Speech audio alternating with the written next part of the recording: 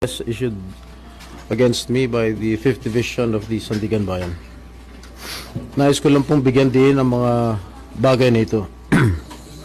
I will remain firmly with the majority bloc under the leadership of Senate President Alan Peter Cayetano. Hindi ako matitinag sa anumang panggigipit, pananakot, political maneuvering para talikuran ang aking paninindigan. I will not yield to threats. I will not be intimidated.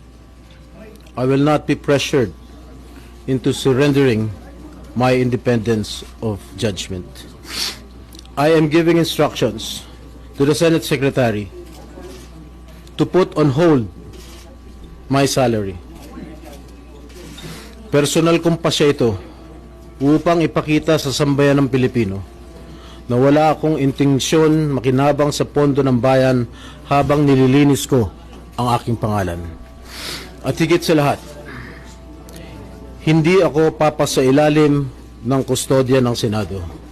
I will not seek Senate custody. Hindi ko gagamitin ang Senado bilang panangga laban sa mga aligasyon sa akin. Nakahanda akong ipagtanggol ang aking sarili sa hukuman at hindi ako magtatago sa likod ng institusyong ito upang umiwas sa proseso.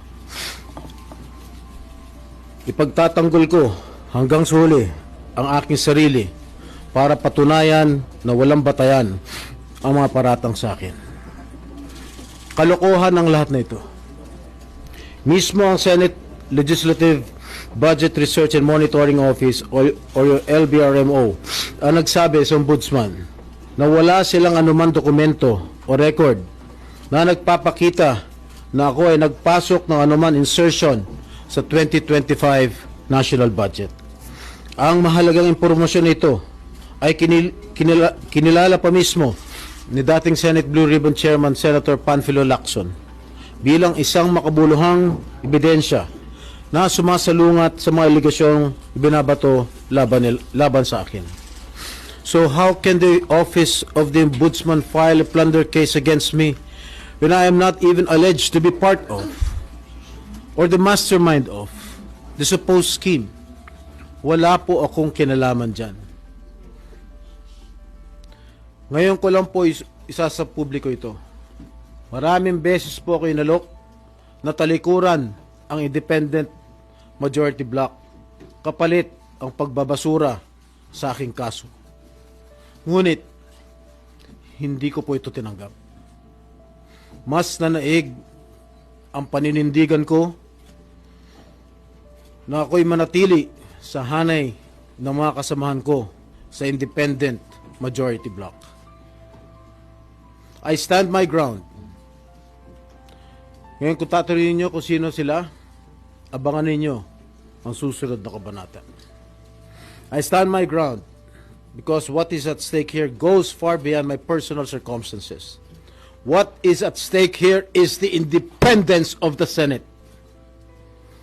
This institution must never become vulnerable to external pressure.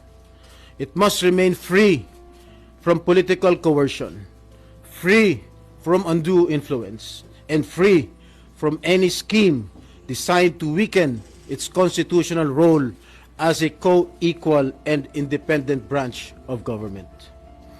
If this is the price I must pay for the decisions I have made and the principles I have chosen to uphold, then I am prepared to face the consequences, however difficult they may be, especially for my family.